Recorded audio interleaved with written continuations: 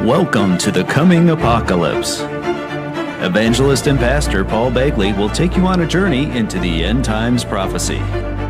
He'll examine current world events and explain how they relate to the end times. For decades, Pastor Begley has provided people all over the world with an understanding of today's world events from a biblical perspective.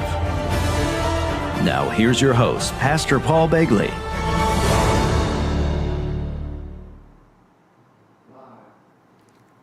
Hello everyone, I am BC Begley and I'm going to be your host slash co-host. Pastor Paul is here. He's riding shotgun today.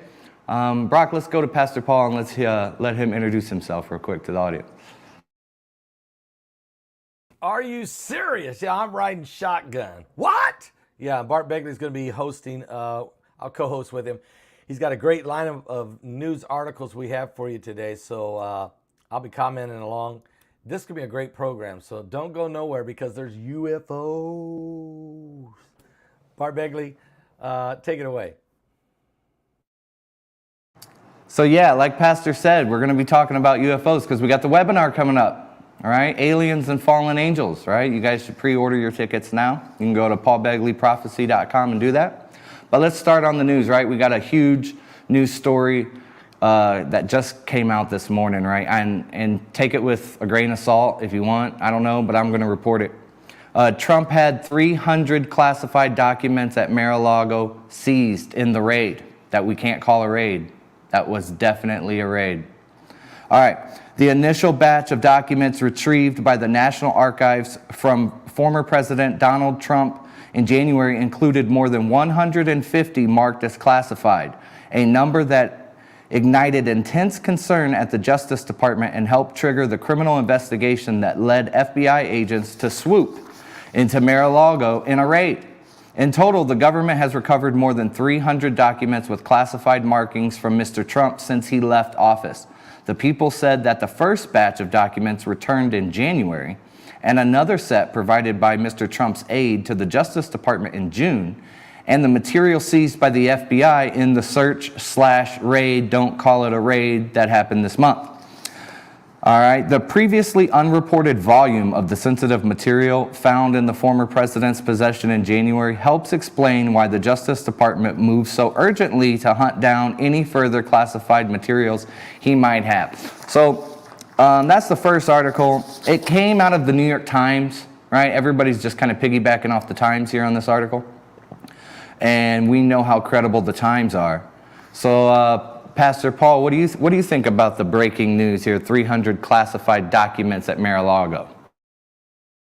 Insane. I mean, all right. Let's say he did have 300. I mean, who cares? Do you know that Barack Obama took 30 million files and said that he would put them on digital and post them later?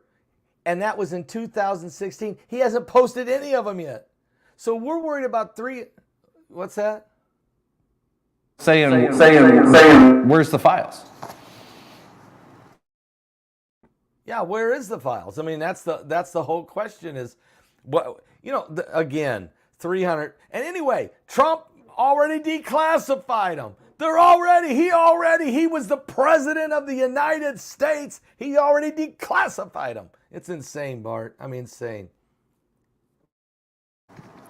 Well, the mainstream media, you got the New York Times reporting that, and then I've got an article from Politico. Now remember, the Times said 300 pages.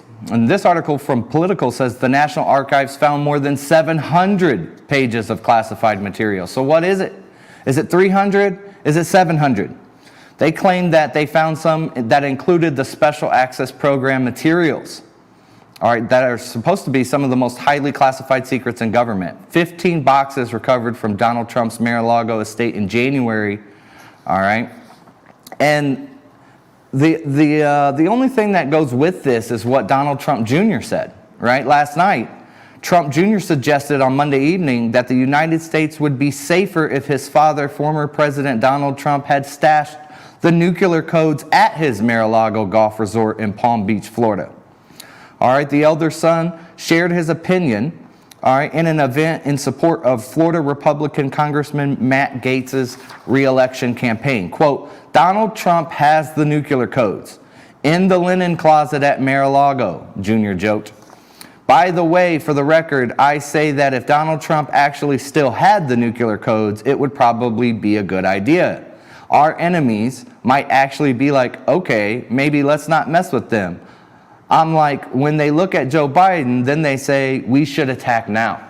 So Pastor Paul, what do you think of Donald Trump Jr. saying the nuclear codes just should be stashed at Mar-a-Lago? I have to agree that the country be safer if the football was still at Mar-a-Lago and all the nuclear codes. The Joint Chief of Staff could probably set up office in there. We would be better off as a nation. I agree with that. I think Donnie Jr. is right. Think about it. Joe Biden's never home. He's never at the White House. He's been on vacation 151 days. I took 4 days off and everybody was screaming. This guy hasn't gone to work in forever. Nobody's home. The lights are on at the White House, but there's really nobody home. Well, there's people that run the administration not named Joe Biden. So Joe Biden can go and golf and everything else like that when the cabinet is who's running this administration. And honestly, they're running it like a boardroom, right? They're just meeting with each other. They're just coming up with policies and ideas, and they're playing everything off media reports from the day before. So if that's how we want to run our country, it seems pretty sad. So what do you think, though, about in Mar-a-Lago? It's the reason why we have special access programs and classified materials that are held in SCIFs is because it's supposed to be some type of secretive room that the documents never leave, that you view in person. So when Donald Trump Jr. says things like the nuclear codes would be better off in Mar-a-Lago, do you believe that security-wise, that it would be safer? I don't know if we should really have classified nuclear codes in Mar-a-Lago, but I don't mind Trump having them, right? Because like Junior said, it would make the enemies be like, they're serious, right? Where they don't fear Joe Biden. But I'm just worried about somebody getting in there or it getting stolen or something because it's not a SCIF. What do you think, Pastor Paul? To be honest, I think that room that they had his secured classified documents or everything, it was under some kind of lock and key that was so intense. And then they told them to put another lock on it, and they did. It took 30 FBI agents with machine guns to get in there and get these files. You're not going to get in and get to and if Trump's people really want to protect it, believe me, they can. Mar-a-Lago is awesome. To me, it's the Southern White House. No, it's not where you put I think that Donnie Jr. is being a little facetious there by saying we're better off if it was in Mar-a-Lago. But in some ways, I think he's right. Think about this. What a beautiful estate that is, though, too, Mar-a-Lago. And I think it'd be perfect. Maybe Donnie's right. Take the football to Florida. Give it to the Gators.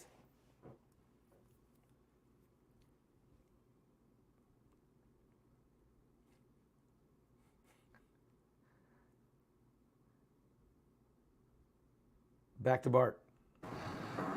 Brock, that was a beautiful, whatever that was that you just did, that made Mar-a-Lago look so beautiful. I like it. That was awesome. Guys, we're switching between mics, between me and Dad. If we have both our mics unmuted at the same time, the audio gets crazy. So what we're doing is I'm talking, and then when I ask him a question, we have to mute my mic. We have to go unmute Pastor's mic. So that's why this program's going to be a little, a couple seconds of delay here. We're going to go right to the first commercial here. It's from Noble Gold. And when we come back, guys, active cover-up of UFO visits to Earth. That's what we're going to talk about next. Stick around. You don't want to miss it.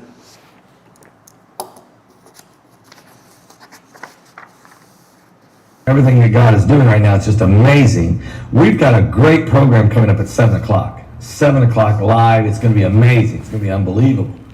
But we're going to start today with this breaking news. First, let's put a shout out right now for www.noblegoldinvestment.com. That's right, www.noblegoldinvestment.com. Wow! How about this? Noble Gold is one of the sponsors of our show, as you know, and a Christian company, family owned, good friends of the ministry. And they have just been picked by the Consumer Affairs, the rating agency, as the overall #1 gold IRA company in America. Talk to the team today if you're thinking of precious metals, and if you act quickly now, they're giving away this 1/10 of an ounce. 1/10 of an ounce gold coin. It's a 1/10 of an ounce American Eagle gold proof coin with every qualifying IRA or 401k rollover. You can't go wrong with www.noblegoldinvestment.com. Tomorrow morning, call the team at 877-646-5347. That's 877-646-5347, and tell them Pastor Paul Begley sent you there, okay? They'll be glad to hear from you, and you'll be glad you spoke to them. I tell you that. Save that retirement fund. Don't let the devil and the IRS and everybody else take a whack at it. Okay, and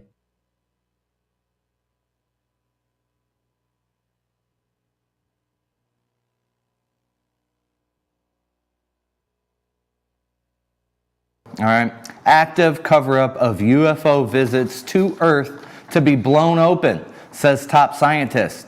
Professor Gary Nolan has revealed the age-old conspiracy of UFOs on the planet Earth is about to be proven right with, quote, light to be shown on those who tried to keep them secret. Governments have been covering up suspected UFO visits to Earth for decades. I think we all can agree with that, right? According to one of the world's top scientists, Nobel Prize nominee Professor Gary Nolan said he knows there has been an active cover-up by authorities. All right, but the immunologist at Stanford University School of Medicine believes the United States government's extraterrestrial secrets are about to be blown wide open at a new public hearing. Professor Nolan said, quote, I've spoke to the people who are about to come out and whistleblow on it. There's been an active cover-up. He added that, quote, light has finally been shown on the perpetrators. Proposed new laws currently before the United States Congress will pave the way for open hearings into UFO sightings, where witnesses will get their chance to give evidence under oath. The government body has even demanded lists of all non-disclosure agreements that aim to gag people from talking linked with secret UFO programs. What? Are you serious? There you go, guys. I gave you one. Dad, what do you think about? You think UFOs are going to be about to be blown wide open? Are you serious, Bart? I mean, that was a pretty good one. And do I think the UFOs is going to be blown wide open?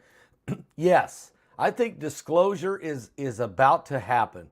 I think our webinar is a right now word, and that they are going to blow this thing wide open.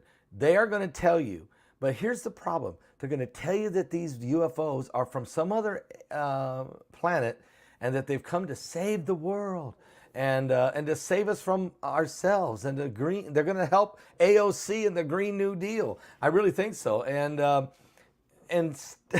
instead of what maybe actually happened, and I honestly believe that from a biblical standpoint, Bart, I actually think they're going to help usher in the great deception where the world will need a one world leader. Remember what Ronald Reagan said? He goes, the only thing that can unite the world would be an alien invasion.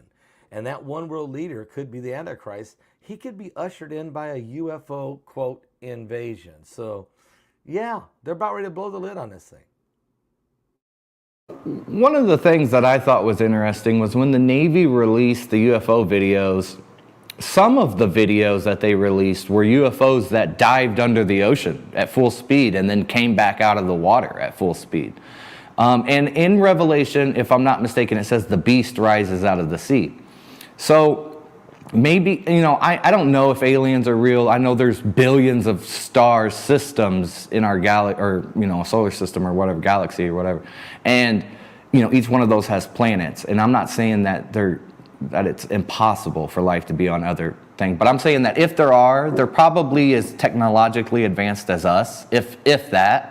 And we don't even know how to do like hyperspace travel, you know, and through cross galaxies and stuff. So there's no way that, I don't know if they could visit us, you know.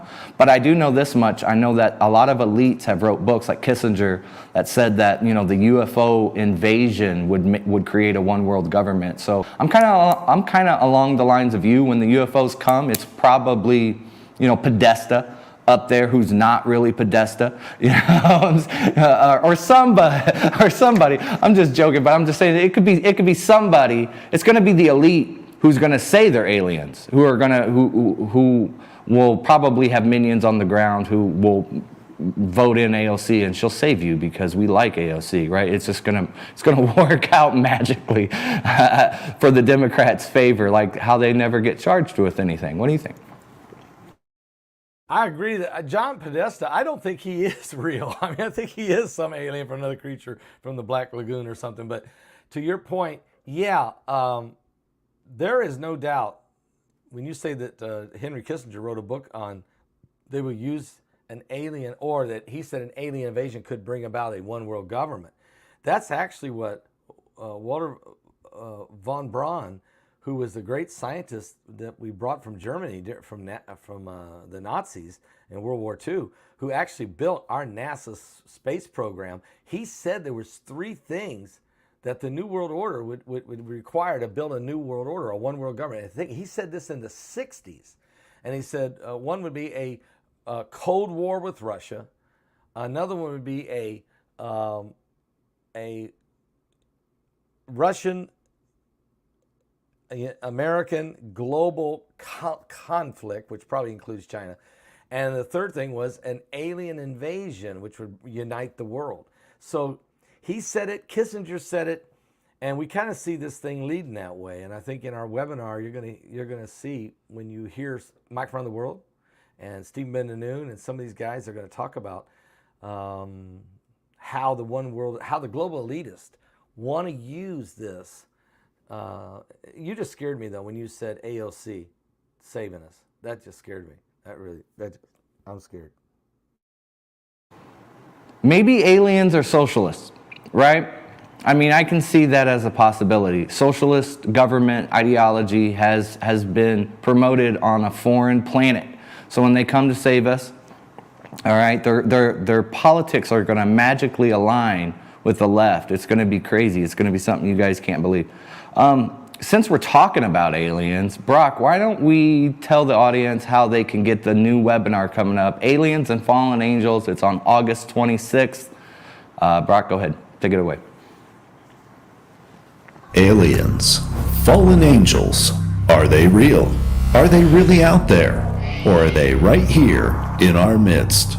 Find out from expert researchers in the latest shocking webinar from Paul Begley Prophecy Ministries, Aliens and Fallen Angels. Who's had a strange encounter? What was it like? Can you afford not to know? Aliens and Fallen Angels, Friday, August 26th. Register now at paulbegleyprophecy.com. What? Are you serious? Aliens and Fallen Angels. All right, you got 2. You guys got 2 today, all right? I don't know if you're getting 3rd. All right, all right, we're going to go to Twitter. All right, everybody loves Twitter. Everybody's on Twitter. I don't know if I like Twitter, but here we go. Twitter, an ex-Twitter executive blows the whistle, alleging reckless and negligent cybersecurity policies. I'm on Twitter.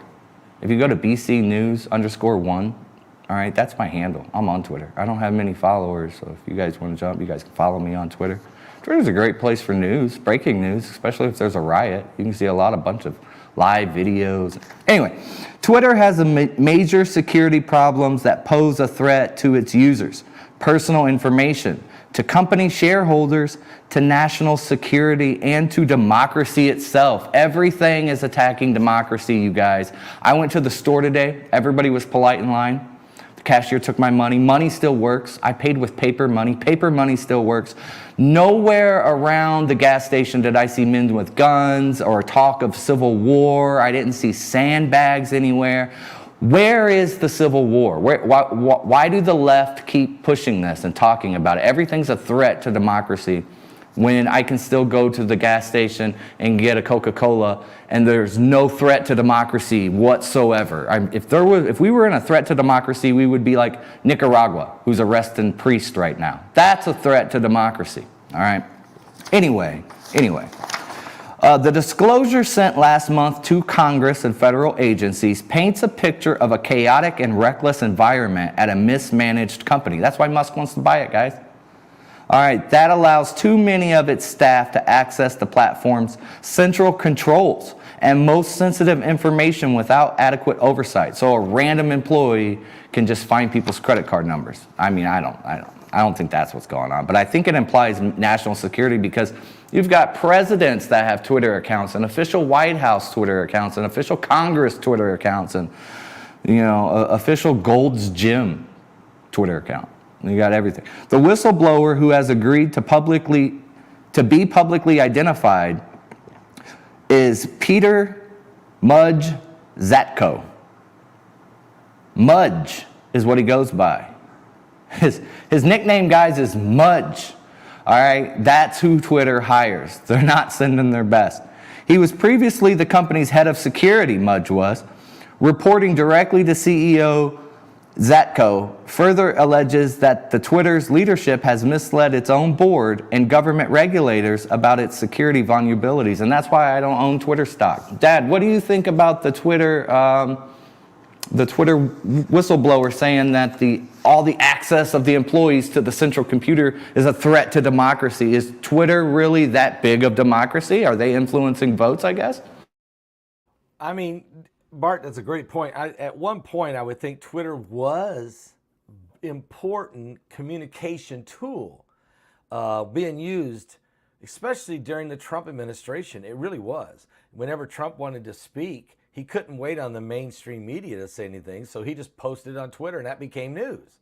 I mean, that immediately became news. So when I start thinking about it, I think that, hey, God bless Donald Trump and Twitter.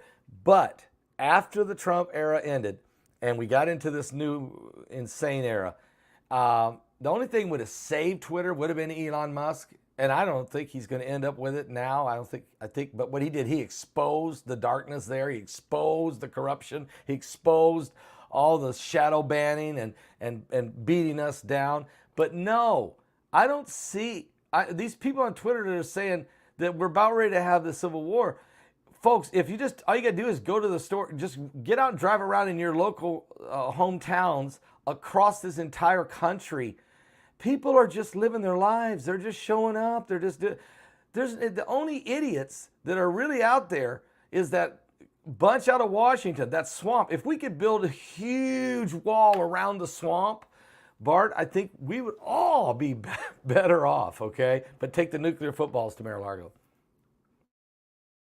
Yeah, I think what's happening is, politics have gotten so partisan, right, recently. And the Democrats are going cutthroat. And Republicans are going cutthroat, too. And there's a lot of animosity between the two. But there's a lot of hyperboil, right? Talk of threats to democracy or a civil war that could happen at any moment is crazy, all right? Because we're all going to vote in November for the midterms. If there was a threat to democracy, people would be not being able to vote. No, I guarantee you nobody with billy clubs is going to stand there waiting to beat you as you go cast your vote, all right? So there's not a threat. Just because you can't vote from mail at home isn't a threat to democracy. It's just inconvenience, okay? And the second thing is all this talk of civil war when, like you said, Pastor, just get in your car and drive around. I can go to the park right now. There's families playing. You know who's closer to a civil war? Mexico.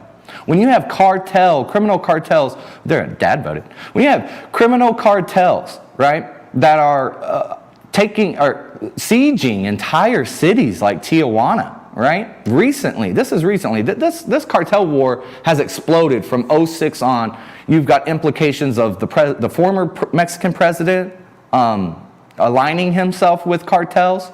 You've got corruption in all of the local governments almost. I mean, there's few and far between that you can find that are trying to fix the situation. Mexico is closer to a civil war than America.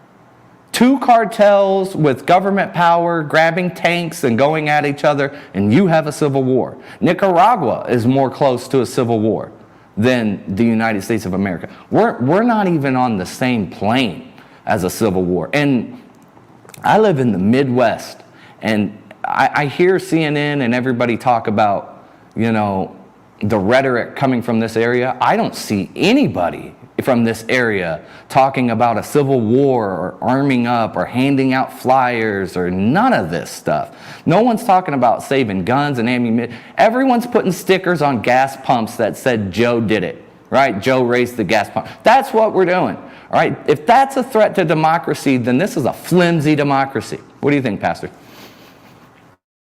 Something, Bart, I think that you need to go teach a class to MSNBC and CNN on how to actually report the news, because you're exactly right.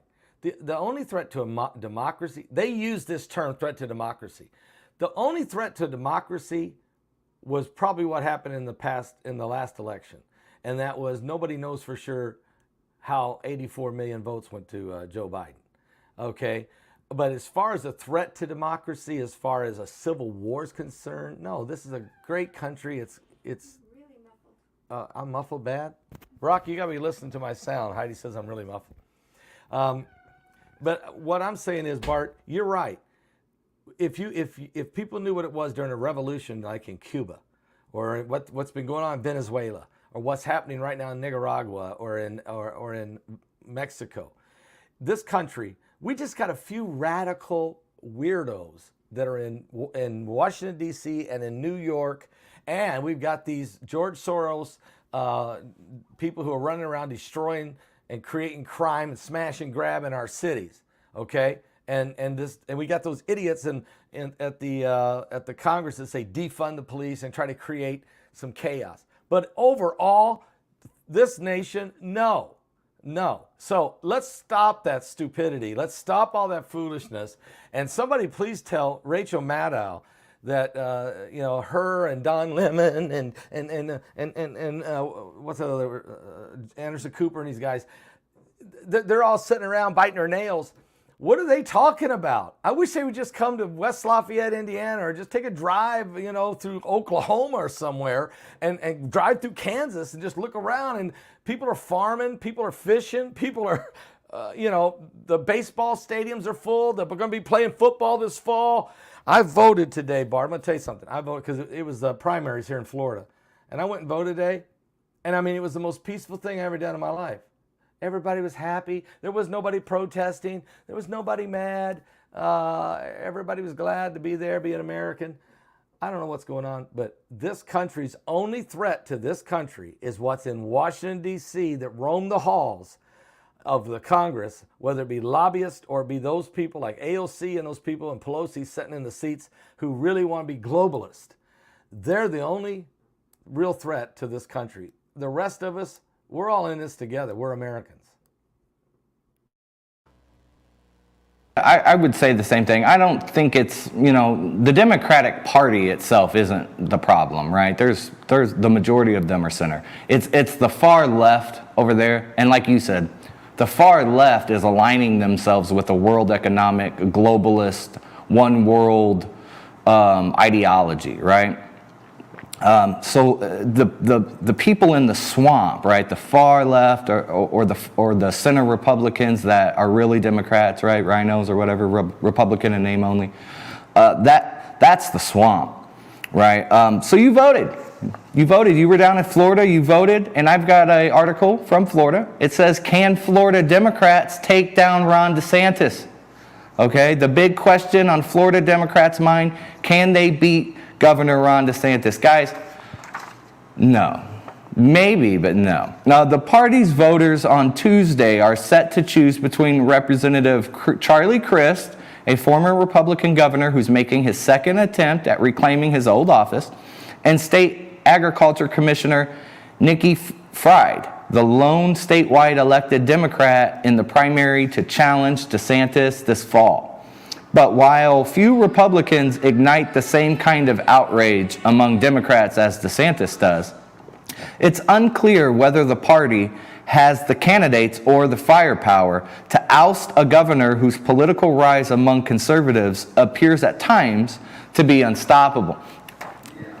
So, the Florida Dems think they can take down Governor Ron DeSantis, and that's going to be a hard thing to do. I mean, Governor Ron DeSantis is no longer just local Florida, right? He's national, right? And him and Gavin Newsom are having their own thing. That's two governors going at it. That's setting up a presidential policy fight right there between a Democrat and a Republican.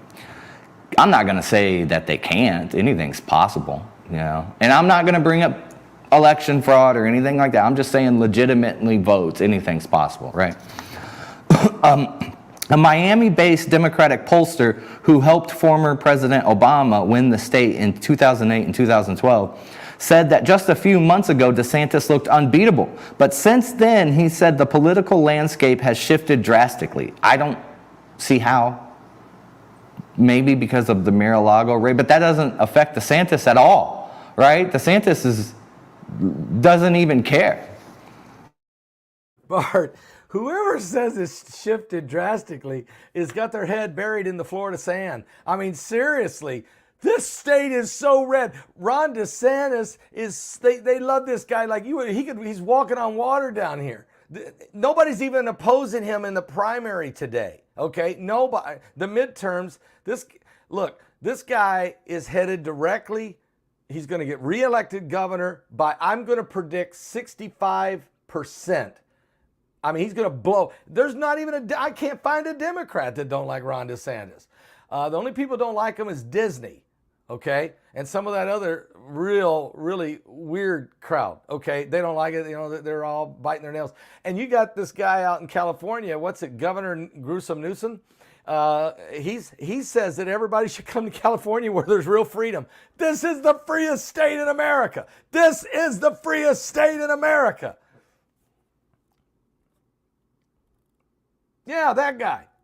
He's crazy. People are leaving California in droves. Why? High taxes. High taxation, high immigration, high frustration, high mitigation, high litigation. I mean, you know what I'm saying? This guy. So look, Ron DeSantis is going to win. He's going to be governor, and then 2024. You know what Ron DeSantis? I just saw him on Fox News today, Bart. They were asking about Donald Trump. He said, "Look, what they did to Donald Trump, Ron's mad that you come into Florida and you do that to the President of the United States. But he's still backing Trump. If Trump runs, DeSantis is behind him 1,000%. Matter of fact, look for DeSantis to potentially be the VP candidate. But if Trump don't run, watch Ron DeSantis get the nomination. So these guys that are saying he's losing, slipping ground in Florida, I don't know what planet they're on.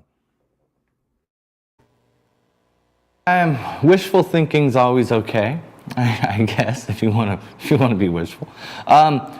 So Trump, I think that he's waiting to announce that he's formally running for president. I think we all know, but I think DeSantis is kind of sitting in the pocket because if Trump announces he's going to run, DeSantis is going to support him and say, "I never planned to run. I'm focused on Florida. You guys are crazy," right? Which is the smart thing to do politically. But if Trump goes to jail, I mean, I don't know. I don't know where the 300 classified documents are going. I don't know what the deep state's planning.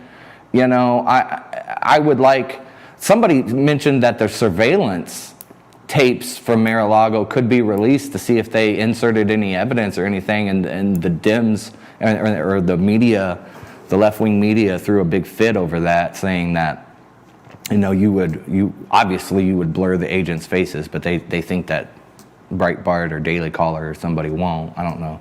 And so they were like, we can't release that, but anything can happen here. Definitely the DOJ is politicized. I've never seen anything like it. And that swamp carried over from the Obama administration through the Trump administration into the Biden administration. And like Chuck Schumer said, You go against the intelligence community, and they have 6 ways till Sunday to get back at you. And I think they're on way number 4 right now. So Trump, you know, the Teflon Don might want to keep deflecting them because they're coming for his neck pretty hard. And that's what he's doing. This next article right here, the Trump sues to block the Department of Justice from reviewing materials the FBI seized at Mar-a-Lago until a watchdog is appointed. Former President Donald Trump filed a lawsuit asking a federal judge to appoint a special watchdog to review documents seized from his Florida home by the FBI as part of a criminal investigation of records removed from the White House. Trump's lawsuit also asked the judge to block the Department of Justice from further review of seized materials from his Mar-a-Lago residence until the so-called special master is appointed to review those documents or materials. Former President Donald Trump, in the new lawsuit Monday, asked the federal judge to appoint a special watchdog to review the documents seized from his Florida home. Trump's lawsuit suggests that on August 8th, the FBI raid, see, they call it a raid, was politically motivated. Also asked the Department of Justice to be blocked from further review of seized material. If you know a guy is going to run for president in 2024 and you raid his house, it's hard to say it's not politically motivated. It really is. Special masters are appointed in criminal cases when there is a concern that some material seized by authorities could not be viewed by investigators because it protected the attorney-client privilege. So Trump's going to sue the Department of Justice from reviewing the materials that the FBI seized until a special master is appointed. Pastor Paul, what do you think about the special master request that Trump made? You know, Bart, I think he's doing that because he can't trust the Department of Justice. He can't trust Merrick Garland. He can't trust the Biden administration. Can't trust the Pelosi and the Democrats in the House. And so, you know, he looks at the whole thing and says, I don't know what else to do. We got to go get somebody, a neutral party somewhere to deal with this. These guys have come in, raided my home, took documents that I'd already declassified. Matter of fact, and they'd already been there. They've been on the phone with Trump in April and then again in May. And then they showed up in June to Mar-a-Lago. They met with Trump. Trump turned it over to people. They walked down. They opened that safe. They let everybody in. They saw what was there. Nobody grabbed anything and freaked out. And then they left. They said, maybe just let's put more locks on that. And then we'll, and look, and then all of a sudden we have to do a raid 90 days before the midterms. So no, this is not a political show. Someone said they were very disappointed in me. We're just covering the news. Right now, this is the biggest story in America. The former president of the United States of America just had his home raided. And if they can raid his house, do you not think they can't raid ours? This is the biggest story in the country right now. So it's not a political show. We're just giving you the current events that's happening. And I'm sorry that we're coming up on the midterms. I'm sorry that the left is going to politicize everything, and some on the right will as well. But Mar-a-Lago was invaded. If the president never has a former president. Listen, the Clintons, and I don't want to throw mud on the former presidents before us, but my Lord. So what's going on here is a witch hunt to try to stop this man from getting back in the White House, and because he wrecks the New World Order. If you look at this from a biblical perspective, he is the one individual on the planet, along with the Christians, because he's a Christian, all of us Christians who stand for the Lord Jesus Christ and do not want to be under a one world government. We do not want the World Economic Forum in charge of us. We don't want to succumb to the Trilateral Commission or the Council on Foreign Relations. We don't want to be underneath these secret societies, Skull and Bones, and all these other Bohemian Grove and all these other societies that are running the world. We don't want to be under that. We want to remain free. But according to the Bible, this thing is coming. As you said, Bart, it's a beast rising out of the sea. It is coming, and it's got 7 heads, and this thing's ugly, and it doesn't care about you or me. And so as we talk about these current world events, we will show you that it is right in the Bible to take your freedom is partly what the devil wants to do. It says he comes to kill, steal, and destroy, but Jesus said, I've come to give you life and give it to you more abundantly. Jesus said, I've come to set the captives free.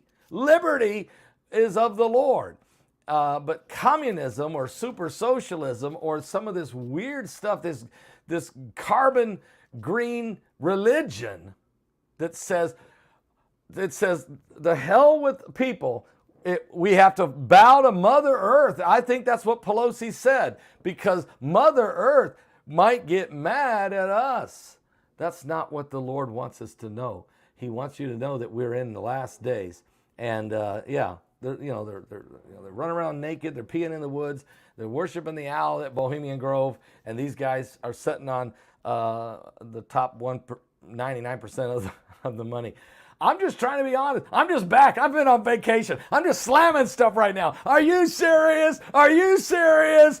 Yeah. Play a song. We need a song. And then Bart, I'll give you I don't want to mess the show up. Play a song. We'll be right back. Get your ticket. Are you serious? Play a song.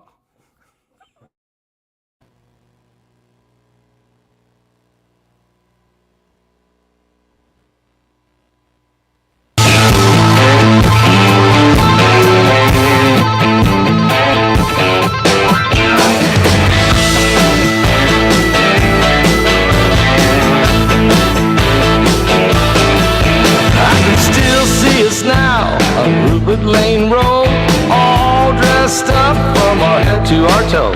There's nothing that we love more than going to church. Uncle Leroy and Lord singing joy bells of heaven. Me and Donna Sue just a joining right with them. And from that stop we got a little heaven on earth. We had some foot stomping, hand clapping, tambourine slapping. Oh, church is rocking and everybody shouting. If you're asking me, I'll tell you it's a fact. It just don't get no better than that. No, no, no.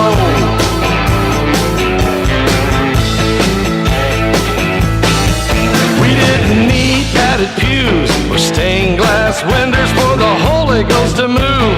A mighty wind on us, an upright piano, and Charlie Brown's old guitar. Well, I wouldn't trade now what I got back then. Without a doubt, it can happen again. So tonight, let's have a revival right where we are. Oh, we need some foot stomping, hand clapping, tambourine slapping. Oh, church rocking and everybody shout. If you're asking me, I tell you it's a fact. It just don't get no better than that. No, no, no, no. We'd like to bring back the days when we all sang those roof-raising gospel songs, just like Kenny Hinson singing, hallelujah ringing, and the Holy Ghost. Yeah, Holy Ghost.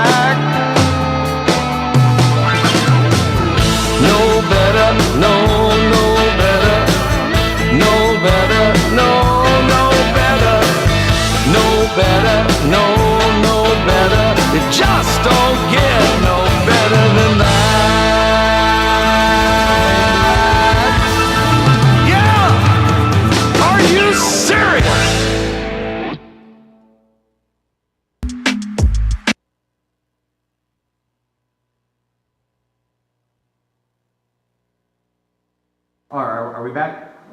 Okay, guys, I have a stack of news articles I gotta get. I'm gonna be like Alex Jones for a second. I have a stack of, I'm sorry.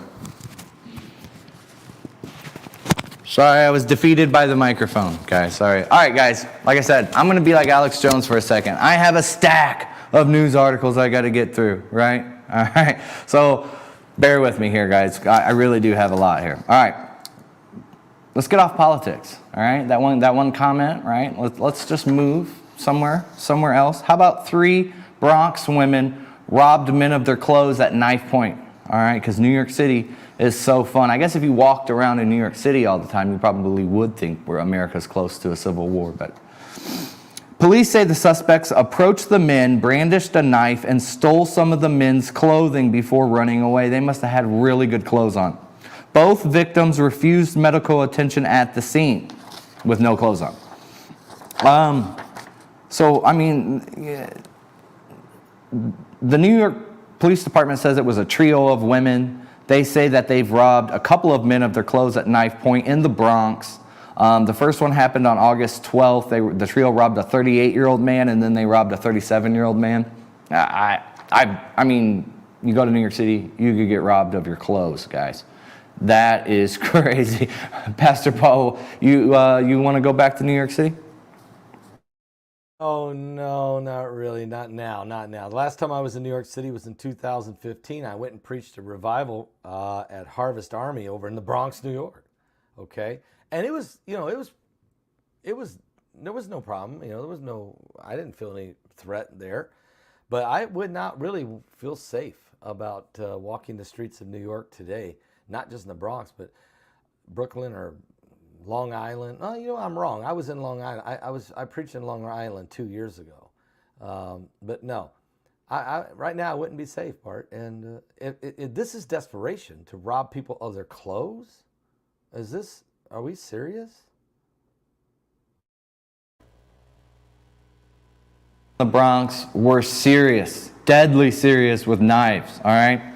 Guys, White House Chief Medical Advisor Dr. Anthony Fauci, St. Fauci, to step down in December after more than 50 years of public service, you guys. The 81-year-old has advised 7 U.S. presidents, starting with Ronald Reagan. He's leaving public service to pursue, quote, the next chapter of his career, which may include a spot on CNN, MSNBC. I don't know. I'm shooting for the moon here. All the ex-administration officials seem like they get good cushion jobs at those places. He first joined the NIH in 1968 at the age of 27 years old. All right. Fauci has become a household name fixture during the COVID-19 pandemic, battling back misinformation, sometimes from the highest levels of government. His steadfast commitment to science, challenging former President Donald Trump on everything from the use of hydroxychloroquine to mask mandates, made him a quasi-celebrity in the process. This is a glowing article for Mr. Fauci. The 81-year-old has advised, like I said, 7 U.S. presidents, starting with Reagan, through the AIDS, HIV epidemic, all the way into the West Nile virus, and then into the 2001 anthrax attacks. All right. He's also did various bird influenzas, Ebola, Zika, and most recently COVID and the monkeypox, guys. Fauci, who also runs the NIAID laboratory, said he has no intentions of retiring, right? He's just doing the next chapter. He's not resigning. He's not retiring. He didn't get fired. All right. So Fauci's gone. We'll have a new NIH director probably after December. Don't know who that's going to be. Pastor Begley, are you sad to see Mr. Dr. Fauci leave?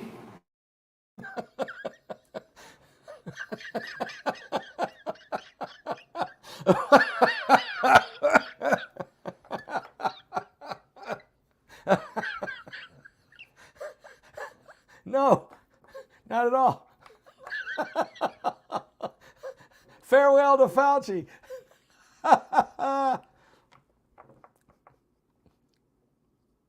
That's it. That's all I got.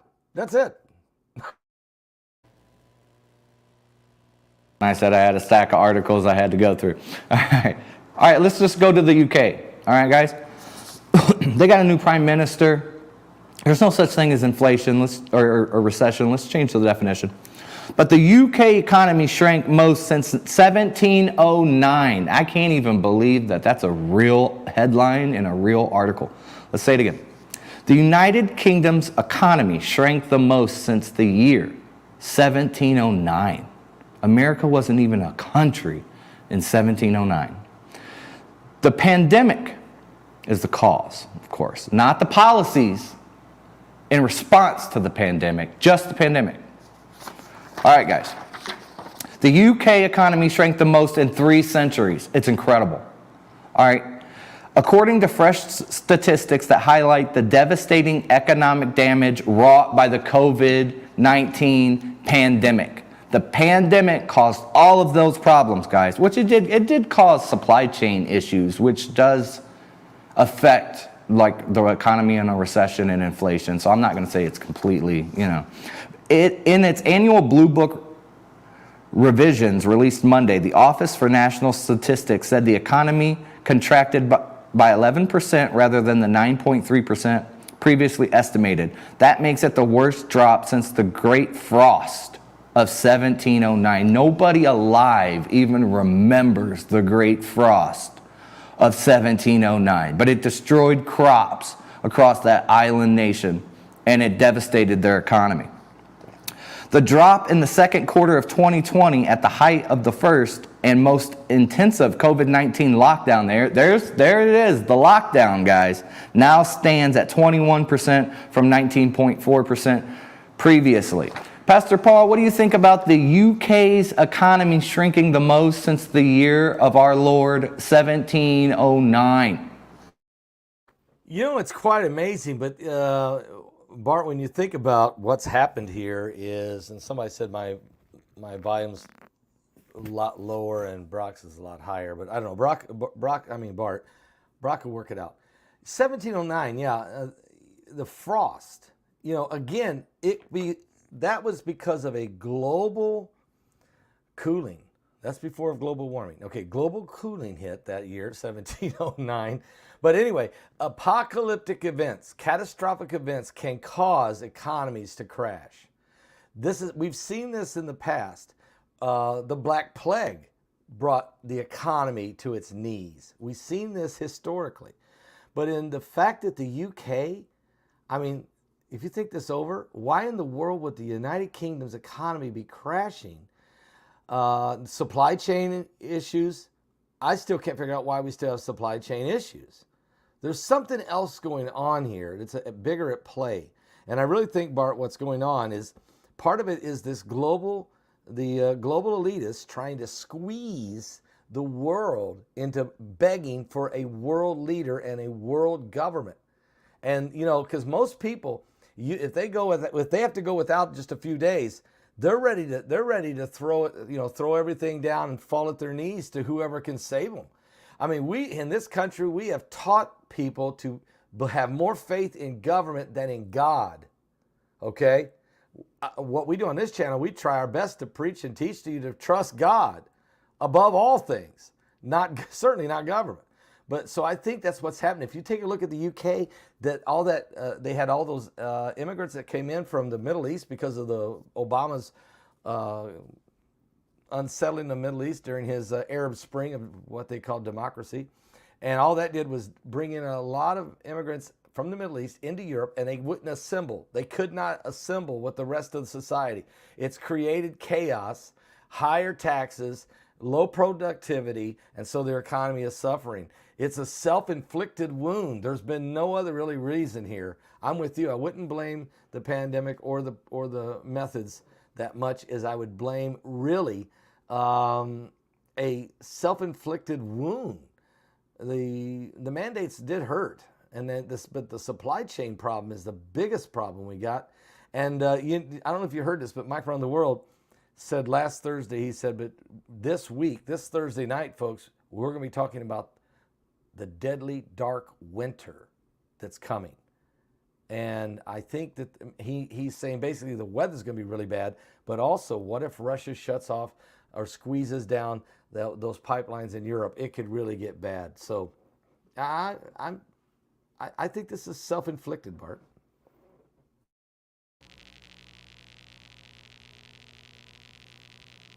Nine, you guys, and they had a great game the other day. All right, we got two more articles to get. We got two more articles to get through. We're above 500. All right, we're making a go at it. Maybe the playoffs are in. Maybe I shouldn't say anything about. Maybe I'm the bad luck for the White Sox. All right, we're gonna go through two articles real quick, guys. Mystery continues over the dead fish in the river Otter. I don't know how to pronounce that river. The cause of mass fish deaths this month in the river Otter between Germany and Poland is still unexplained, as governments in Berlin and Warsaw exchanged insults over the possible causes. Instead of finding out the causes, you did it, no, you did it. Germany has suggested pesticides might be behind the event. Poland then rejected that as, quote, fake news, before German Environment Minister Andres Kubler said he was, quote, surprised and saddened by Warsaw's suggestion that Germany was spreading, quote, fake news. I did a video on it. I have my own YouTube channel. I have my own Rumble. I have my own BitChute. I'm on Twitter, Parler, and Gab, and I have my own website. And I covered this story when it first happened a couple days ago. There was pictures of thousands of dead fish, and they didn't know what the problem was or what with it. But this is new on me, that Germany and Poland are going back and forth, blaming each other. Let's go to the author of the Hosea prophecy himself, Pastor Paul Begley, to see what he feels about thousands of dead fish in the river Otter. I think it's Odor, okay, but I don't. You know, I'm the worst guy vocabularily to try to explain it to you. Yeah, you know what, Bart? They can't find a real cause for all these millions of dead fish. But the Hosea prophecy, I'm glad you brought that up, because it's in the book of Hosea that we find out that God said that in these end times, this would be happening. I'm going to read just 3 verses in Hosea chapter 4, verses 1, 2, and 3. And this is why I wrote the book 11 years ago. 11 years ago, I was talking about these dead birds and fish, okay? I see that one. Hear the word of the Lord, you children of Israel, for the Lord has a controversy with the inhabitants of the land. Hear the word of the Lord, you children of Israel, for the Lord has a controversy with the inhabitants of the land. Because there's no truth, nor mercy, nor knowledge of God in the land. It sounds like America. By swearing and lying, and killing and stealing, and committing adultery, they break out, and blood touches blood. Therefore shall the land mourn, and every one that dwelleth therein shall languish with the beasts of the field, with the fowls of heaven, yea, and the fishes of the sea shall also be taken away. So these sudden death syndrome, as you're calling it, that's as good a name for it as anything else. This incredible events, Bart's been going on for 11 years. Remember when the 5,000 blackbirds fell out of the sky in Beebe, Arkansas? This has not stopped.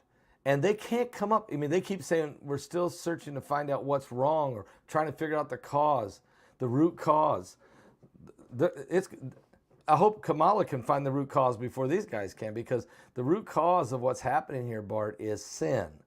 Man, there's no knowledge of God. There's no respect for God's word. There's no respect for the truth. There's no mercy. And this is why you're seeing the things you see. And then God said, okay, your fish are going to start dying. Your cattle, your beasts are going to fall over dead. Your birds will fall out of the sky. And oh, by the way, blood will touch blood. In other words, disease will spread, and men will die, and people will languish in the land. So this is a prophecy from 3,000 years ago, and I believe, Bart, we're watching it happen right now. And, we can point fingers, but at the end of the day, God is saying to us, I will get your attention if you continue to mock me and come against me. So let's pray, okay? Let's pray and not let that happen. Bart, I thank you for that, but the Hosea prophecy, I believe that's what's in effect here. I've covered the news for, like you said, a few years, and those articles are constant. Those are a constant thing. Dead birds, dead fish, dead cows, dead whales. I've seen a bunch of stuff like that. I don't know what's going on with the dead fish in the Oder River or Thur River. I have no idea. I do know that if it was in America, Congress would probably cover it up, right? Because I have an article right here where they covered up aliens. Congress implies that UFOs have non-human origins. This is something that Congress is going to admit to us. This is part of that slow leaking disclosure that aliens are real, you guys. In Congress, where legislation is drafted, debated, and enacted, clear and conscious definitions are of paramount importance as military air crews increasingly encounter unidentified flying objects. Lawmakers recently made several striking revisions to the definition of UFO. We're going to change definitions from recession to UFO. Anything we deem needs to be changed can be changed. It's not 1984. Don't question things. All right. Key among them, the explosive implication that some UFOs have non-human origins.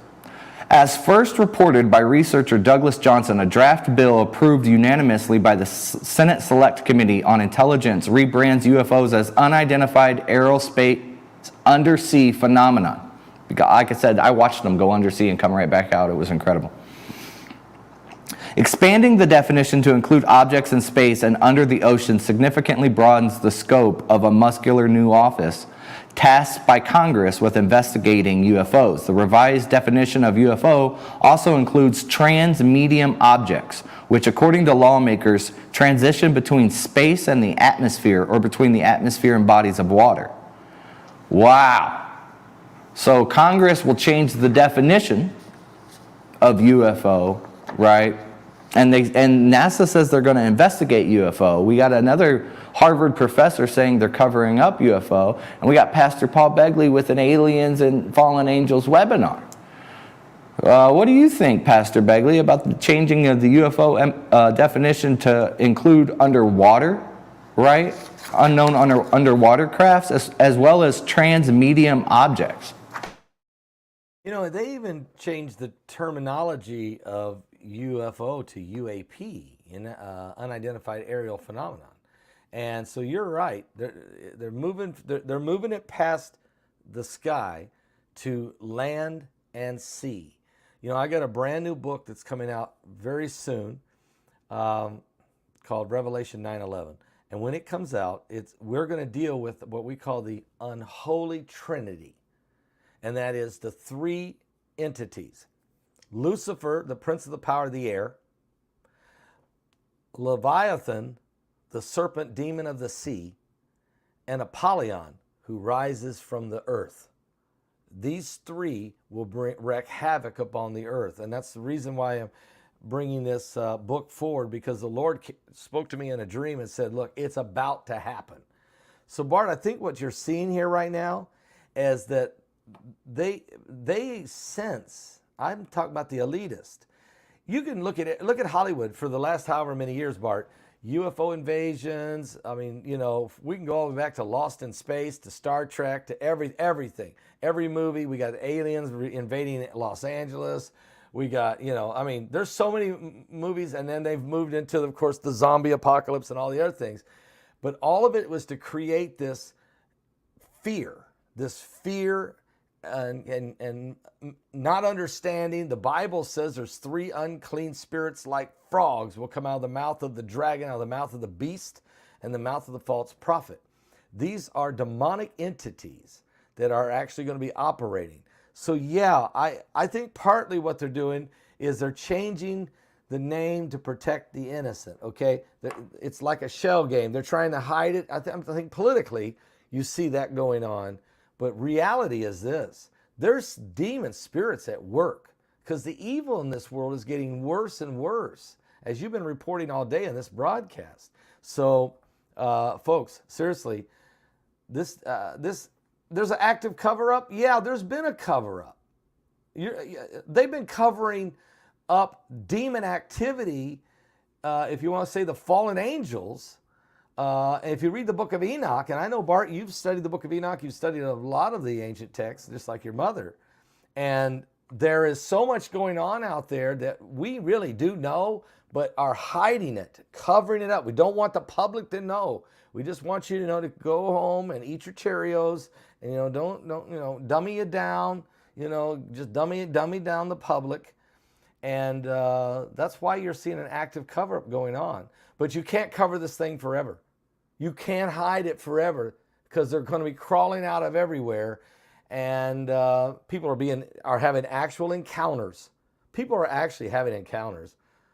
And you can call it alien encounter, you can call it demon encounter, you can call it whatever you want to count it. People are and Heidi she's interviewing in this webinar, this interview with what's called the hybrid mother, and how this lady is right now treating about 50 different mothers, women who had encounters, alien encounters, what I will call fallen angel encounters, and that some of them were impregnated to give birth to these hybrids. It blows my mind to even say that. I mean, it's like I want to are you serious? Except I can read it in Genesis chapter 6, and I read that it happened before and it's going to happen again after the flood. So I can't deny it. I just want to hear what she wants to say and what others. So that's why we're doing the webinar, Bart. That's why we're doing this webinar, because I think the church for too long has been asleep on this subject. We just don't want it, we just want it to go away. We just leave it for Hollywood. Let them set the narrative. E.T. photo. Let them set the narrative, because the church is afraid to tell what it really is about. But we're not afraid here. That's why we're going to have the webinar. All right, a few things. Guys, I don't know if we can turn up Pastor's audio. He's in Florida. I'm over here in the middle of America, and we're in two different locations, and we have to mute my mic and unmute his when each other talk, and there is a difference in the audio volume. I don't know if we can fix that. Brock's working on it, but he's been working on it since the start of the show. Give a round of applause to Brock, everybody. My favorite aliens movie, hands down, Mars Attacks. All right, Brock, let's go to the webinar video.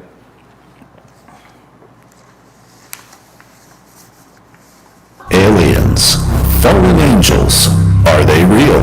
Are they really out there? Or are they right here in our midst? Find out from expert researchers in the latest shocking webinar from Paul Begley Prophecy Ministries, Aliens and Fallen Angels. Who's had a strange encounter? What was it like? Can you afford not to know? Aliens and Fallen Angels, Friday, August 26th. Register now at paulbegleyprophecy.com. All right, well, this is really great, right?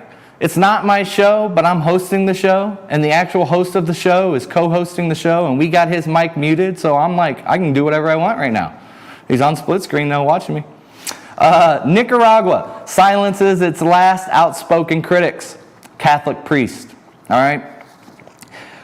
So Bishop Ronaldo Alvarez was arrested after police raided his residence and put him under house arrest, and 8 of his bishop. Okay. He was going against Daniel Ortega, who is the new president of Nicaragua. So the president of Nicaragua has been really cracking down on dissent. All right, he just arrested, I think last year, some of the top opposition leaders and put them in prison. So he's been steadily going after anybody speaking out against him. He says he's a democracy. But Mr. Ortega, 76, last year began to purge the few remaining dissidents in politics, civil society, news media, academia, business, and culture. That is how you know you're closer to a civil war than America. When the president of a country starts locking up his political opponents, right, in politics, civil society, news media, academia, business, and culture, that is a threat to democracy. That is the definition of a threat to democracy. If we call anything that Trump does or anything anybody else does a threat to democracy, we're doing a mass disservice to actual threats of democracy. The Nicaraguan people are awesome. and they don't want to live under that. They have nobody to help them, right? Central America is down there in no man's land. It's like nobody helps them. I want to shine a light on it because it's not right. Those people shouldn't have to live like that. Catholic priests shouldn't have to be arrested just because you speak out against your president. Those are actual threats to democracy. What do you think, Pastor Paul Begley, about Catholic priests being rounded up in Nicaragua? Covering this story, I really appreciate the hard work you've done with research and everything for this broadcast. And this is a great story to talk about. If you was to go back in time, I interviewed a priest by name of, he's the Archbishop of Kazakhstan. His name is Antonisha Snyder. And he grew up under the Mother Russia, when Russia, under Stalin. And they spread all the way out to there. And he said that it was horrible. They murdered the priest. They raped the nuns. They murdered the pastors, the Protestants. They didn't care, okay? They confiscated Bibles. They throw their political rivals into prisons, into the gulags, and all the different types of atrocities. Not just there. But that goes on in China, that goes on everywhere that there's a totalitarian government that's ruled by evil. What you're saying is so true. Now, when you see the Catholic priest being thrown into prison and being silenced, that's a society that's about to completely come unglued. It's about to completely come off the rails. And Daniel Ortega is an evil guy, okay? He's just flat out. He don't care. He'd shoot you and me in the eyes so fast, he wouldn't even blink. He would do it before breakfast. And he hates the truth because the truth exposes what he's about. So I'm very upset about what's happening to my brothers and sisters in Christ because all the Christians in the world that are being persecuted, this is, when you see a society doing this, it's over. That's why I was so upset when you started seeing pastors being arrested in Canada and in the United States, and you heard that they said that America churches weren't essential, okay? Look, and all of that. These things are the beginning of the erosion of a society. When the church gets pushed away, a society will fall. The Bible says this: when the righteous are in authority, the people rejoice, but when the wicked bear rule, the people mourn. Maybe you can hear me better. I'll hold this up here. And I can tell you right now that we're in a dangerous time. We got to pray for Nicaragua. Look what happened over in Venezuela. But boy, going after the priest and the nuns, it don't get any worse. I mean, anything and everything is possible if you do that. So Bart, thank you for covering this. We really got to pray for our brothers and sisters there. Well, nobody covers it. The problem is you sit there and watch the news all day, you'll never see this news story. That's kind of like what I like to do, is report on the stories that are getting lost in that shuffle, right? Because they're spending 24 hours a day talking about Trump, and we got real problems affecting real people in real parts of the world. Seriously, guys, it's no joke. If I was in Nicaragua right now, obviously you couldn't speak out against the president. What would you do? Who would you turn to for help? The news media in America doesn't seem like they really care. It's, I don't know if anybody's going to help these people, but I sure hope so. All right, here's another story about politics and power grabs. Australia to investigate their former leader's secret ministerial power grab.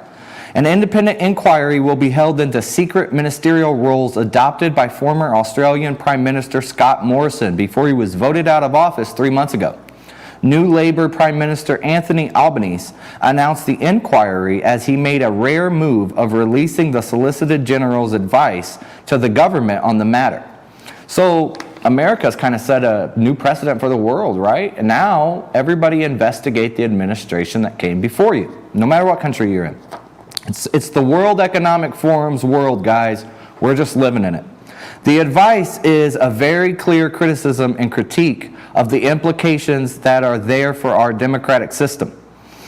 Albanese, who defeated Morrison in a federal election in May, has been scathing of his predecessor, who appointed himself to 5 senior government portfolios, including health, finance, treasury, and home affairs, industry, science, and resources between 2020 and 2021, mostly without the knowledge of the ministers who held each role.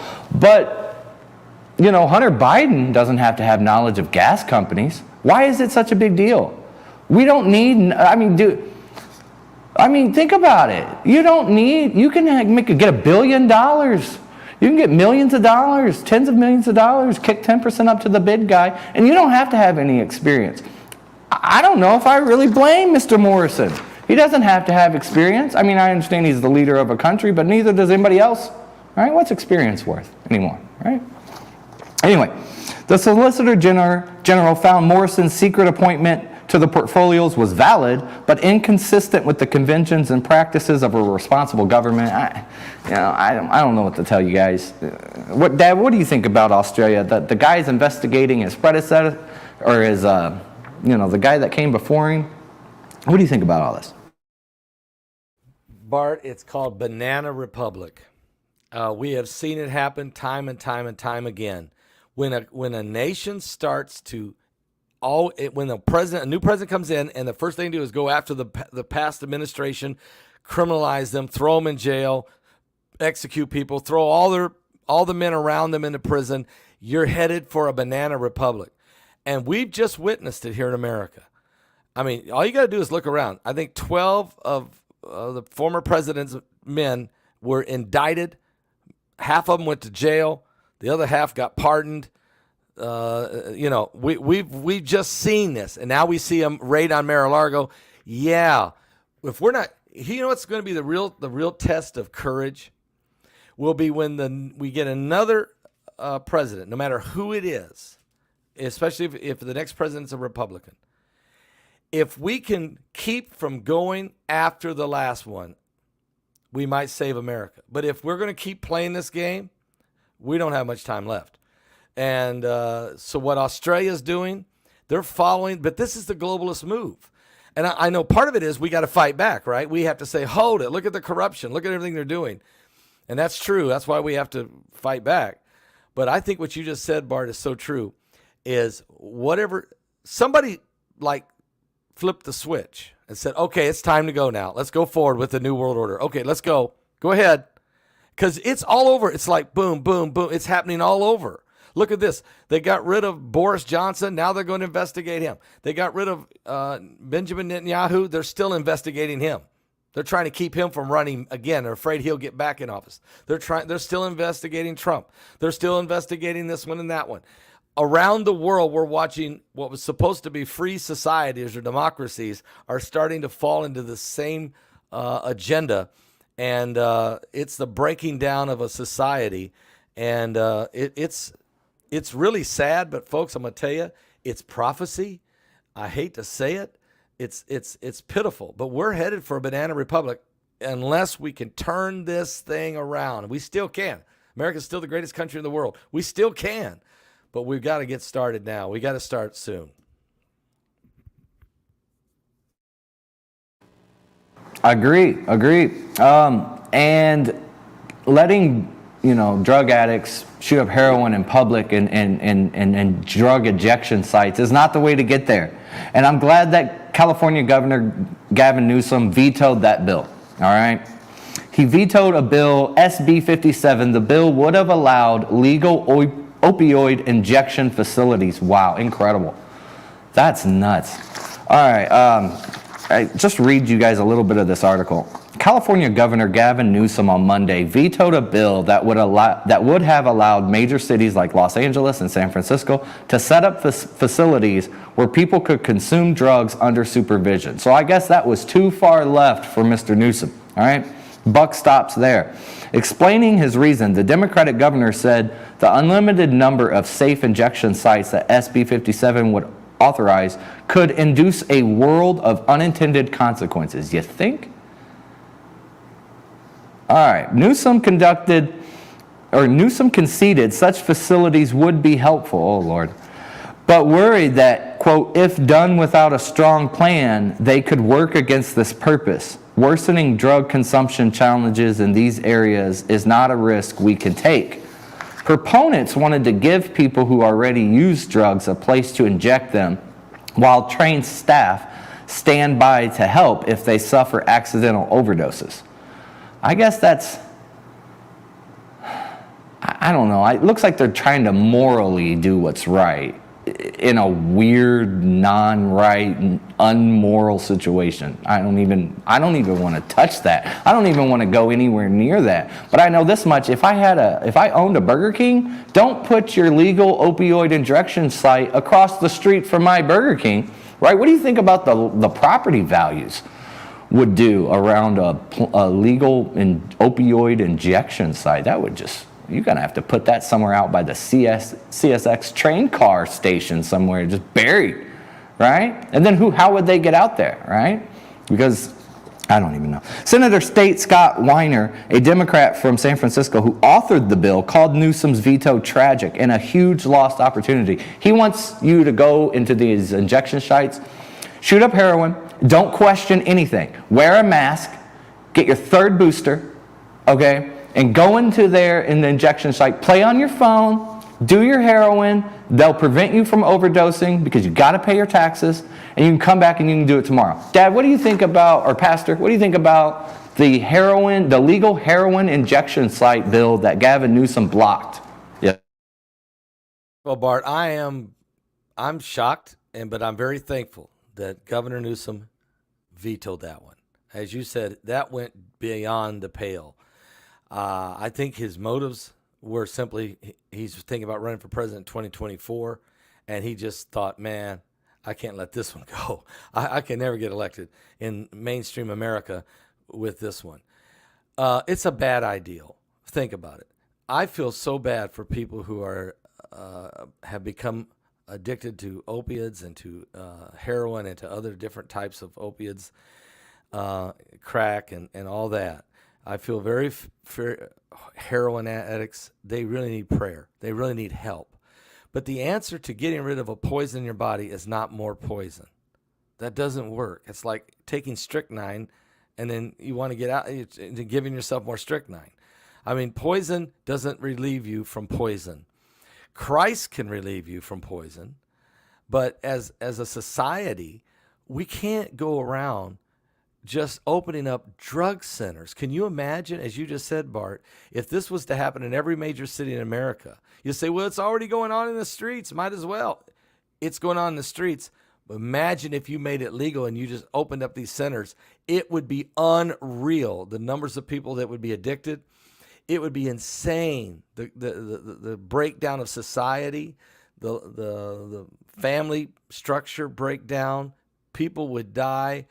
Horrific lives would be done. Look, this is not the answer. The answer is not, I think common sense tells you that's just not the answer, you know? Jesus is the answer. Jesus is the way, the truth, and the life. And so you have to call upon the name of the Lord to be saved. And so, yeah, Bart, I'm with you. I think that we need to pray and really. You can't fix, you can't get rid of poison and by giving yourself the same poison. It just don't work. There was Brock, if you could scroll back up, there was an interesting comment because this is a crazy topic. I don't have the right answers for this topic, but if you scroll back up right here, that guy Shorthand, if you want to put him on the screen there, he says, this guy right here had an interesting comment I wanted to read. It says, as a Christian and a retired pharmacologist, physician assistant, legal injection sites are needed. This would greatly reduce fentanyl deaths and direct people towards rehab. You're wrong. I just had a question. Now, I understand your opinion, but now if we had, here's my fear. If we legalize injection sites, what would that make, like people who would never use heroin in their life, wouldn't they think that, okay, well, now that I can't overdose and they've got a safe place to do it, I'm just going to go give it a try. I'm afraid that that's what will happen, is that people will think it's okay to just give it a try, to experiment with new things, right? if we had it at a legal injection site. I do understand your comment though, because I mean, they're getting bad dope, they're dying. Like the one guy said, they're shooting up in the street, you know, and they're using the bathroom in the street, and they're sleeping in the street, and you know, obviously nobody wants that there. But if you had a legal injection site, wouldn't you think that people would feel like it's okay for me to go in and try it? I can just do heroin, sleep on my bed. They're not going to let me overdose. I feel like that would make the problem worse. But I mean, I'm not a pharmacologist or a physician's assistant either. I haven't really worked around many heroin addicts or been around many heroin addicts for that matter. I don't really know, you know. I know that this is a tricky conversation. I don't know if there's really a right answer for it. Let's go to a different article, guys. Let's just move out of that because it's a sad topic, you know, and I'm a funny guy. I don't want to be sad. James Webb, the new telescope, right? NASA's got it. They made one. Forget the Hubble. Hubble who? He's gone now. Disconnect him. The James Webb telescope has taken new images of Jupiter's moons, rings, and more. And this is from an infrared camera. These are some of the greatest images, infrared images of Jupiter I've ever seen. I know when I did this video and I put it out on BitChute and Rumble, they said this was water droplets under a microscope and the Earth was flat, and I got hit from all angles just from covering this. But NASA has captured new telescope images of Jupiter that shows auroras, altitude levels, and cloud covers. The latest photos captured with NASA's James Webb telescope show bands of blue and gray in the middle with rainbow color hues at the planet's poles. The telescope uses a camera with 3 filters that can map out infrared light, which is invisible to the human eye, to colors on the visible spectrum. Quote, we hadn't really expected it to be this good, to be honest, said planetary astronomer and UC Berkeley professor. It's really remarkable that we can see details of Jupiter together with its rings, tiny satellites, and even galaxies in the image. The red on the photo shows auroras, while the yellow and the greens show hazes swirling around the poles. The white bands and the spots show cloud cover, including the Great Red Spot, a massive storm that could swallow Earth, NASA said. The brightness here indicates high altitude, so the Great Red Spot has high altitude hazes, as does the equator region. The Association of Universities for Research in Astronomy said that the numerous bright white spots and streaks are likely very high altitude cloud tops of condensed collective storms. So I think what they're saying is what we're seeing here is like the cloud cover at the top of the planet.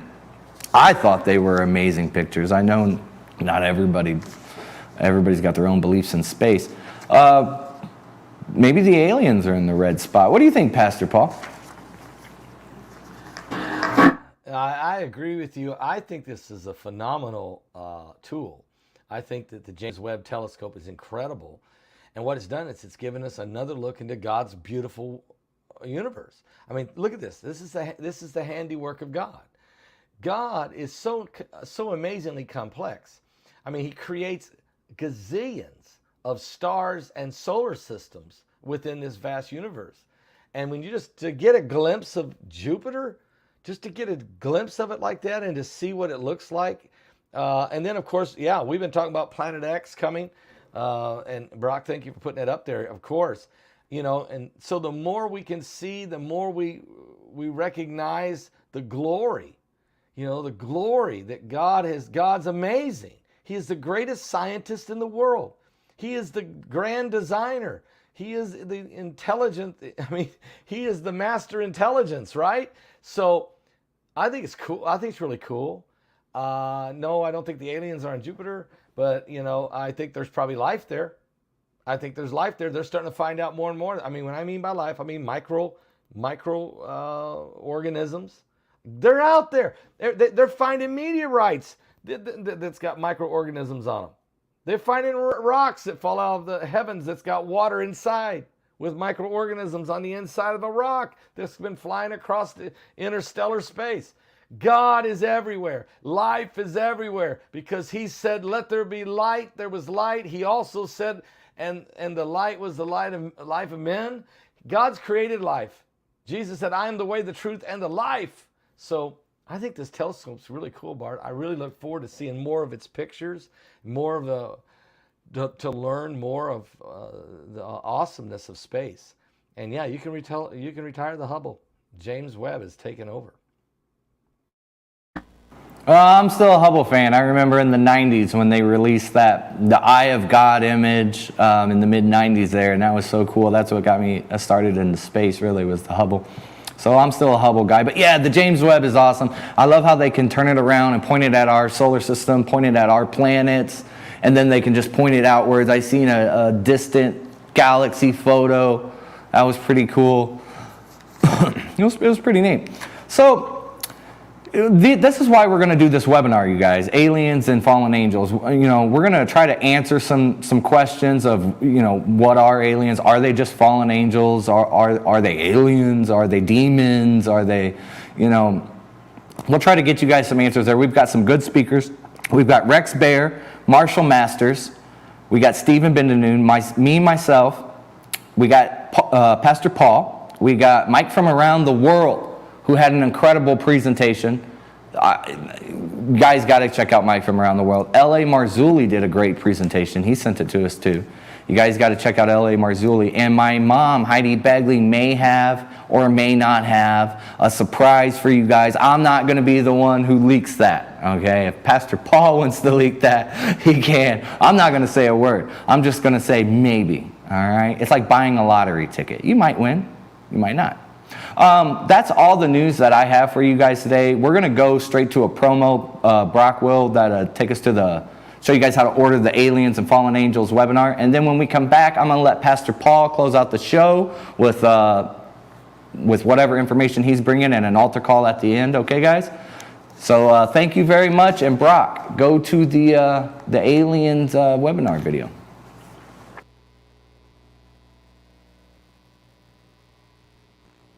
Aliens, fallen angels, are they real? Are they really out there? Or are they right here in our midst? Find out from expert researchers in the latest shocking webinar from Paul Begley Prophecy Ministries, Aliens and Fallen Angels. Who's had a strange encounter? What was it like?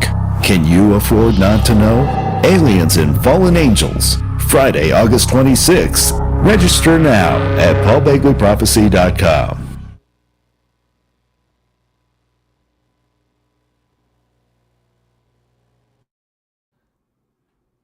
Thank you, Bart. Very good. And by the way, Bart does have a website. He does have a website. He's got a YouTube channel, and he's on a lot of other platforms. And he covers current events.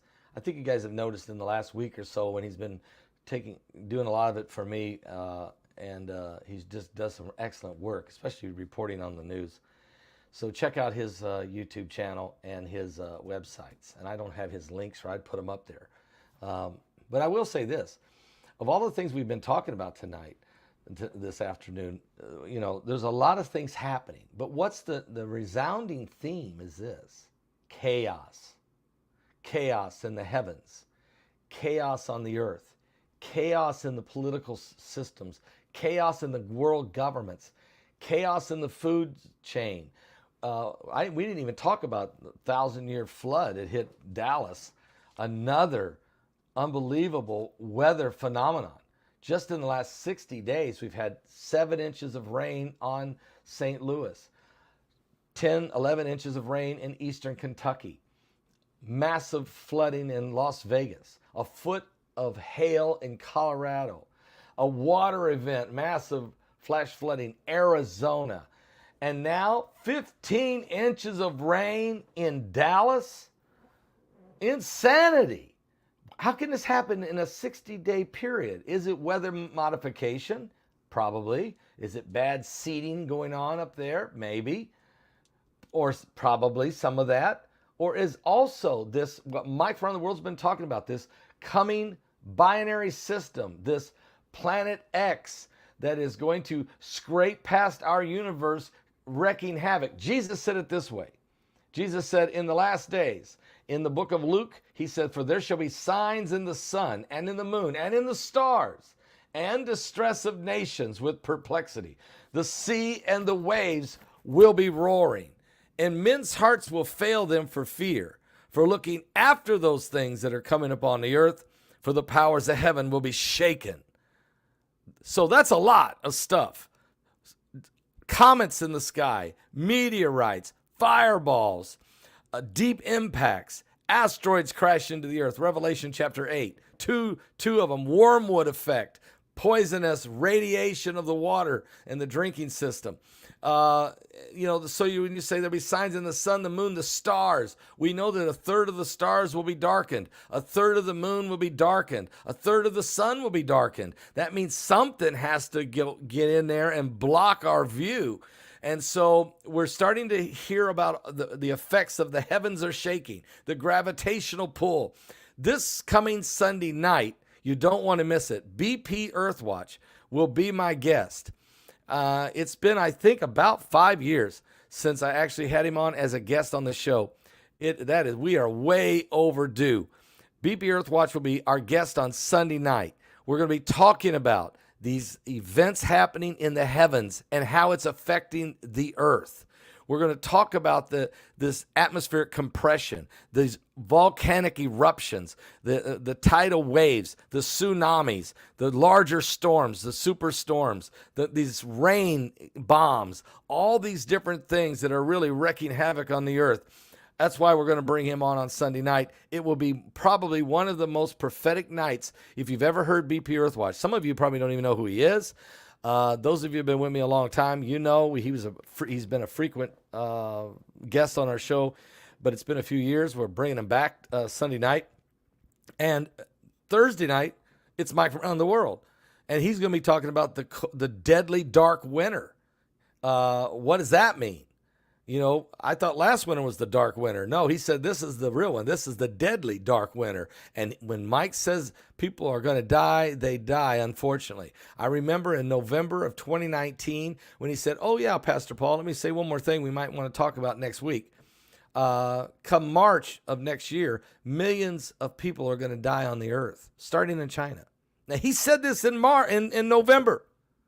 But according to Dr. Fauci, there was no gain of function, and there was no beginning of this virus until about mid-December for the first case was even spotted.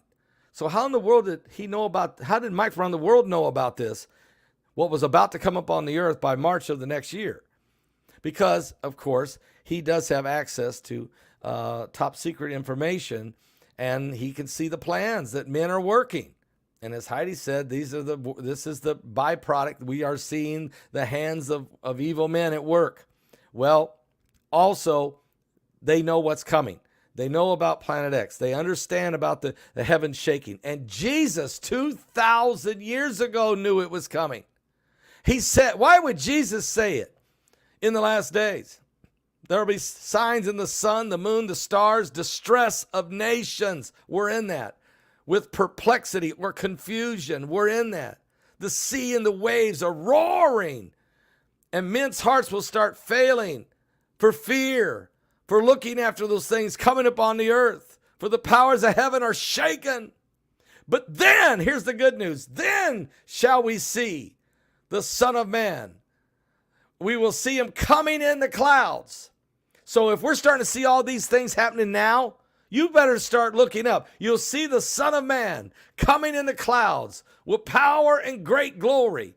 And when these things begin to come to pass, he said, look up, lift up your head, for your redemption is drawing nigh.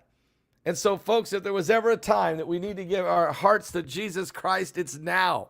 If there was ever a day that we should repent, if you're watching right now and you're not saved, whether it's live or archived, if you're watching live, you should type in the chat room right now, I want to be saved. If you're watching live right now and you have been saved, but you've drifted too far from the shore and you need to repent and come back to God, really surrendering to the Lord, I want you to type in the chat room, I'm coming home. I'm coming back home to the Father. I'm coming back home to the mercy of God, because God loves you. For God so loved the world that he gave his only begotten Son, that whosoever believeth in him should not perish, but have everlasting life. So if you want to be saved, type, I want to be saved. If you're coming back home, say, I'm coming back home. And if you're watching this on the archives, type those. You make the decision. We report. You decide. We've been doing our best to give you an overall variety of things that are happening up on the planet. But it all comes down to the same thing. What are you going to do with this man called Jesus Christ? Are you going to let him in your heart? Okay, Ron Kuhn says, save me. God bless you, Ron. God bless you. Right now, Brock's going to play a song for us. I'll be back after the song, and we're going to pray with these folks that want to be saved, and we're going to pray with you that are coming back to the Lord right after this.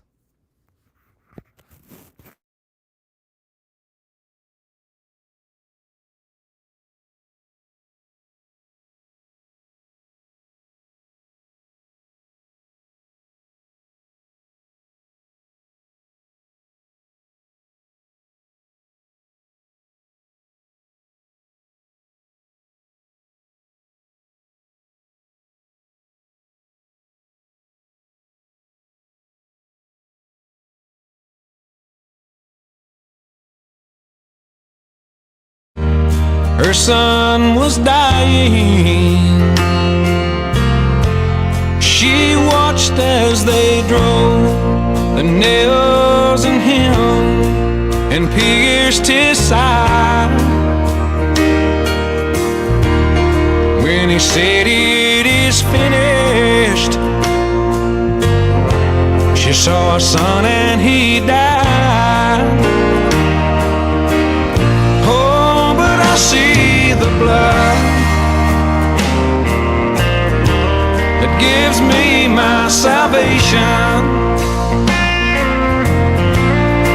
the blood that was shed for all God's creation, and the blood that I saw still holds all the power that keeps you and me for God's final hour. Sad and alone, see I stand here crying. In my mind, I see our Savior is dying. Though darkness surrounds him, Satan's angels they'd sing through God's only Son. Yeah, was a one. Oh, and I see the blood that gives me my salvation, the blood that was shed for all God's creation, and the blood that I saw still holds all the power that keeps you and me for God's final hour, that keeps you and me, you and me, for God's final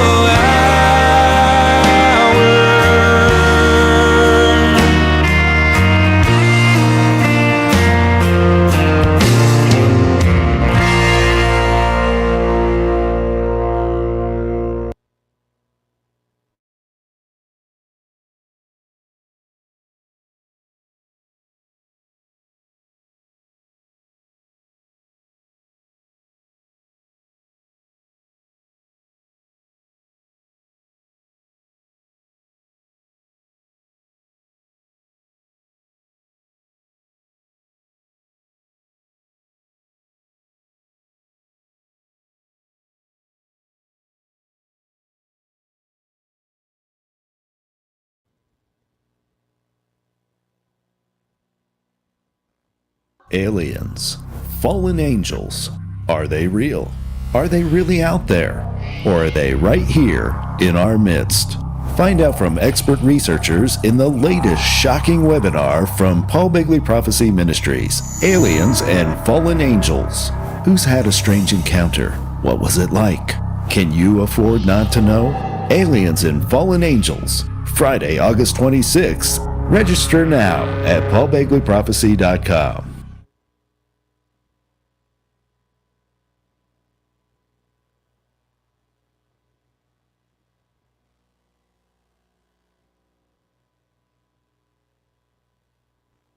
I want to thank all my partners for standing with me, for helping us in the mission of leading people to Jesus Christ, for winning souls into the kingdom.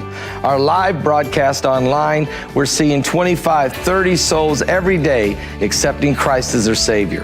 And right here on this television broadcast, so many have come to Jesus Christ. We couldn't do it without you, but we can do all things with Christ. So thank you again for being our partners. God bless all of you.